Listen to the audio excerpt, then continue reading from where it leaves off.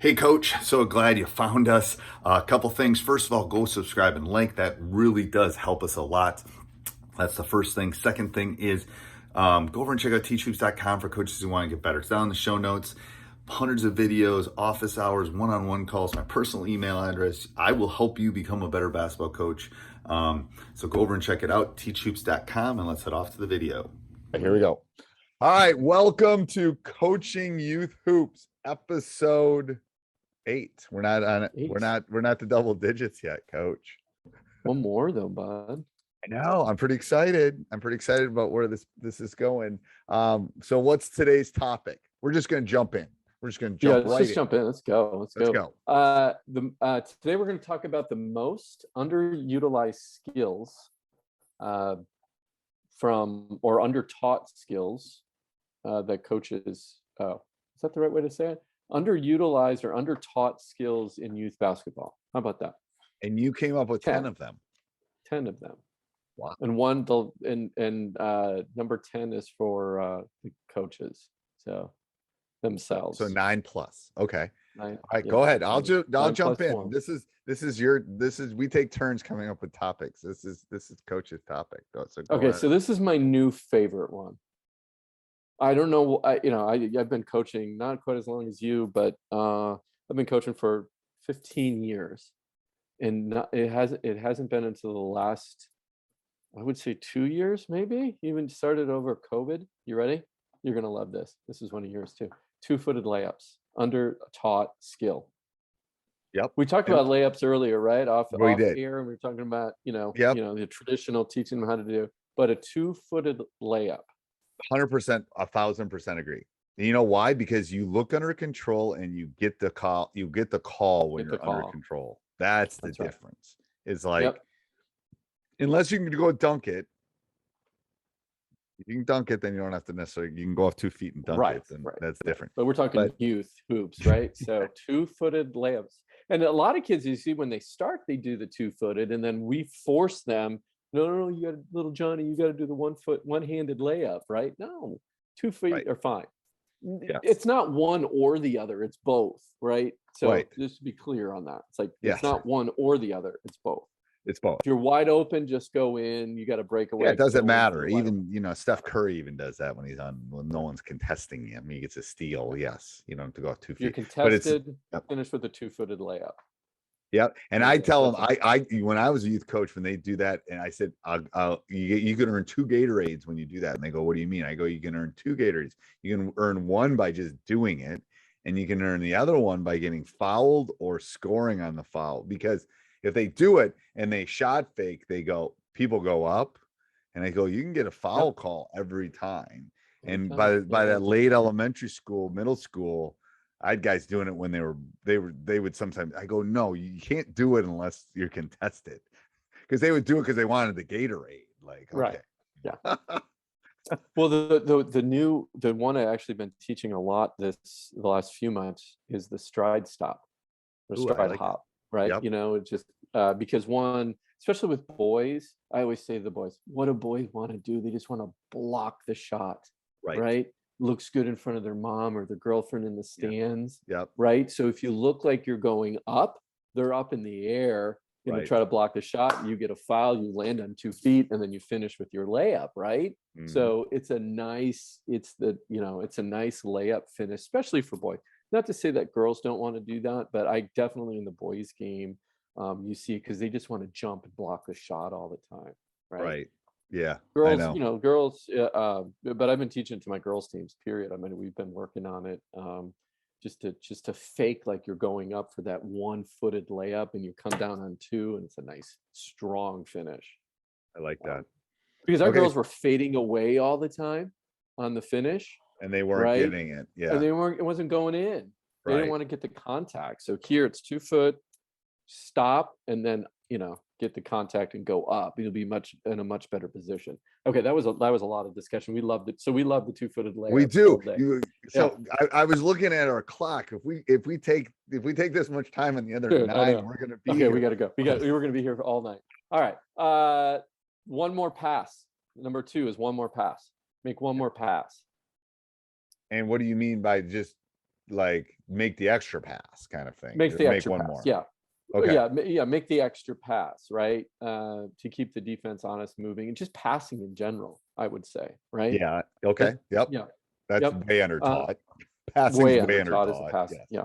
And to understand the concept of that one extra pass, right? Watch the Warriors. They make that one extra. Now, I don't want to compare youth teams to the NBA, but just swinging the ball on that extra Phoenix does a pretty good closeout. job of that too. Yeah. Do they? Yeah. Yeah. I go with my Dubs.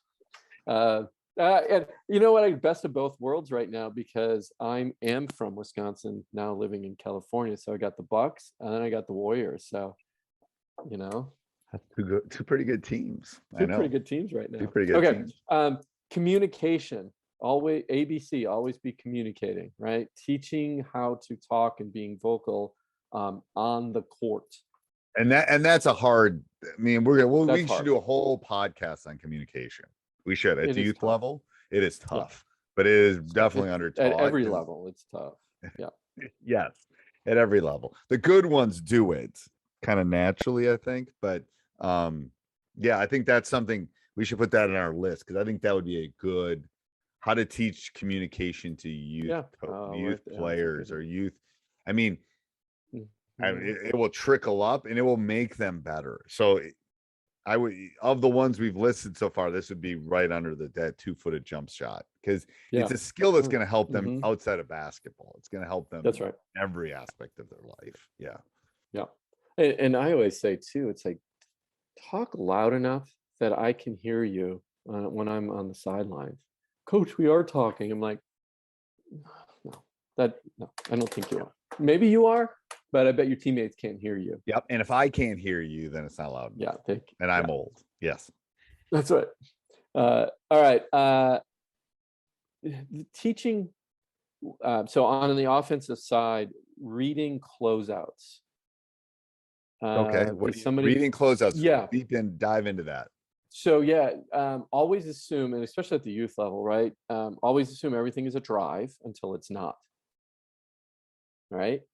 Drive, because they all want to shoot the threes, right? And then read the closeout. Where's that defender coming from, right?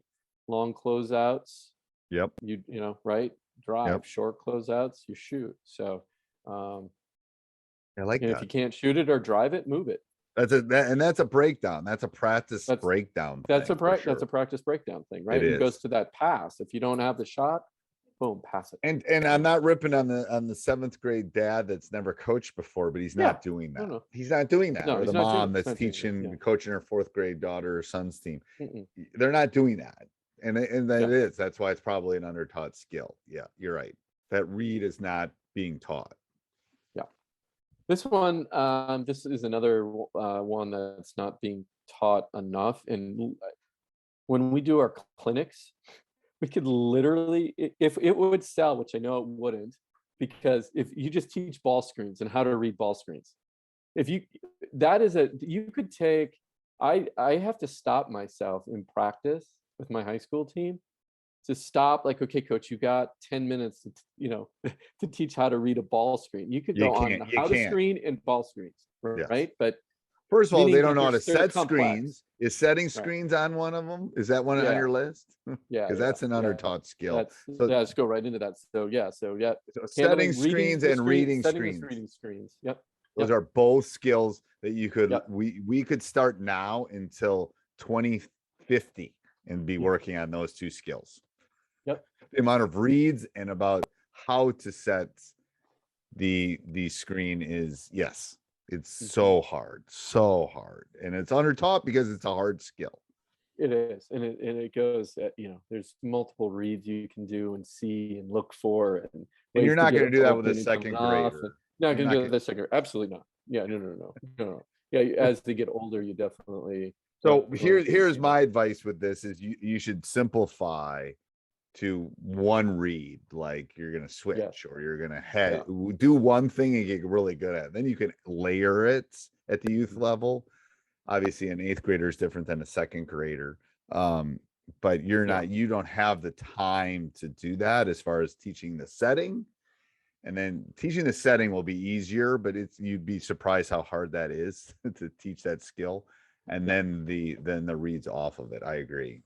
Well, and then at that, you bring up a good point, which is the difference between a second grader and eighth grader. But that second through fifth, until they get used to their bodies, and they always go into the defender, and they get called for it, right? And they lean in, and they're in such a hurry, they get there and they smash into the person. So the intent is there, but just have to work at it.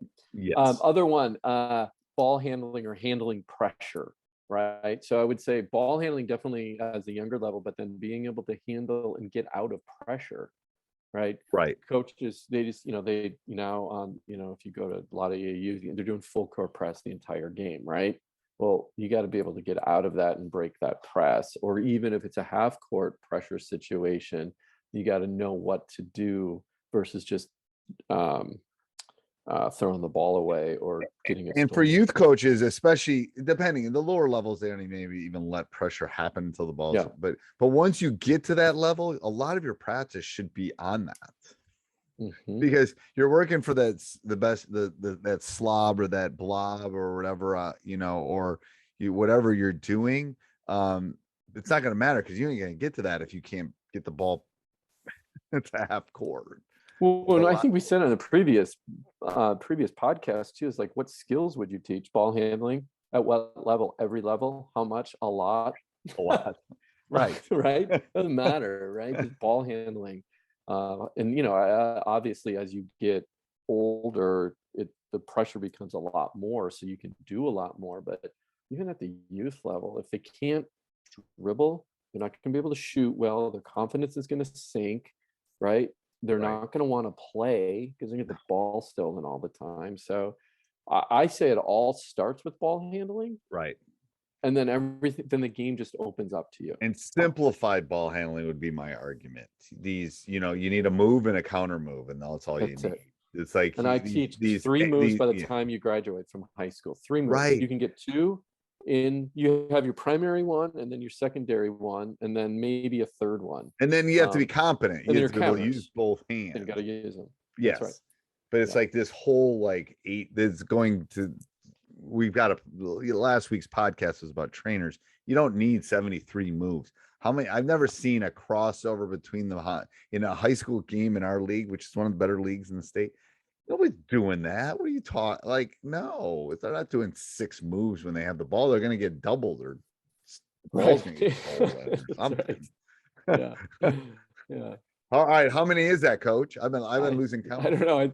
I think we got 8 in there, 9 in there, 9. Okay. 9 so far. So because we added, actually elaborated on a couple that I didn't specifically say. Okay. But okay, the last one. This is one for the coaches, which is be better teachers.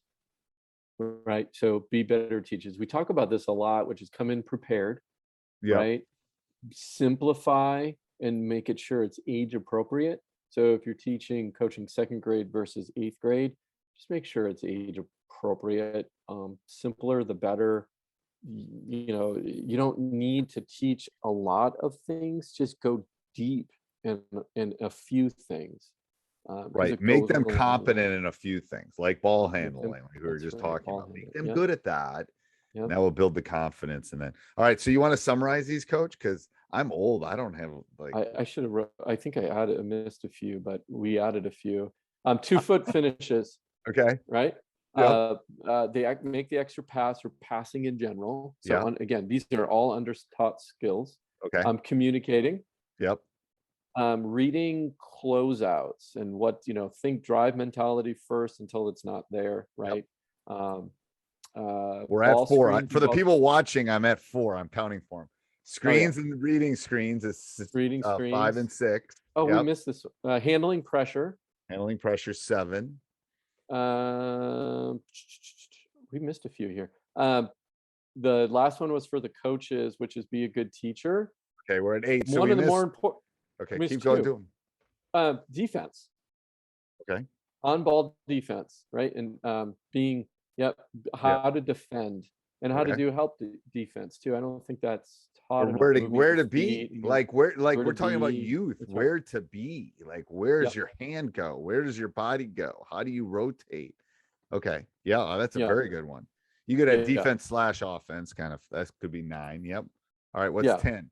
Yeah. And then I would say this is a big one too. It's like, I always tell my kids, you're gonna mess up. You're going to make a mistake. But you know what? In the game of basketball, you got to move on because Right. you'll have 100 more times to do what you just messed up on because it moves so quickly. Forget about it. Just because you make a mistake doesn't mean you're a bad player, right? Move on. I don't care. Steph Curry makes mistakes. Well, right? and that's the thing. It's So- like I love sitting and watching a game with them. Look at all the mistakes that are made. Everybody makes Yeah. mistakes. Everybody. Like, So that's- as a coach and as a youth coach, know just that it's going to be more. There's going to be You're more. right. mistakes. There's going to be more. Yeah, absolutely. You just got to have the patience as the coach and teach them. Again, coaching is teaching, and you help them handle mistakes. That's your job. Right. That's your job, is to teach them how to handle a mistake. Yes. And I always say, if we're not making mistakes, we're not growing. Right. It's your So mistake response. We refer to it in our program. Oh, that's What's nice. your Yeah. Mistake. Yeah. Yeah. What's your mistake response? Like, I like is that it a putting your lot, head yeah. down? Is it slamming the ball? Is it yelling at the official? Like, and I'll tell them my mistake response is not always good, guys, and I'm working on it. But That's right. what is your mistake response? Because you need to have Yep. one before it happens. Mhm. Like, is it 3 deep breaths? Is it go find a teammate and give them a high five? What is it? But it's not yelling at the officials, slamming the ball down, blah, blah, blah. So, and as a No. teacher and as Yeah. a coach, you should have a mistake response. And we were talking about everybody, and we put it in our notebooks at the high school level. But with the youth, you could sit down and say, hey, what's your mistake response? Because to be honest with you, if you can teach them that skill, it's going to help them not only in life, but in basketball. So, Yeah. And ours is win. What's important now? yeah, Like, move on. What's important right now? I made a mistake. Okay, now what? What's it's important goldfish now? for Win. me. When I was a little league coach, it was goldfish. Oh, really? Goldfish? Because they have a 6-second memory or 4-second memory. Oh. So I just yell out goldfish, and they'd look at me like they'd all know what it meant, but it's like, boom, Yeah. I should have called it what was the gold? What was the fish? Dora? Dora. In Dora? saving, That was one of them. saving Nemo or Nemo. Yeah, Nemo. Yeah. Anyway, it's been a while since I've watched cartoons, so I'm not up. So coaches, the message here, the takeaway is teach these things in your practice, break them Yes. down, make it age appropriate. Teach them. All right. Thanks, Coach. That was great. Thank you. Thank you. Hey, Coach, so glad you enjoyed the video. Make sure you subscribe and like. Go over and check out teachhoops.com for coaches who want to get better.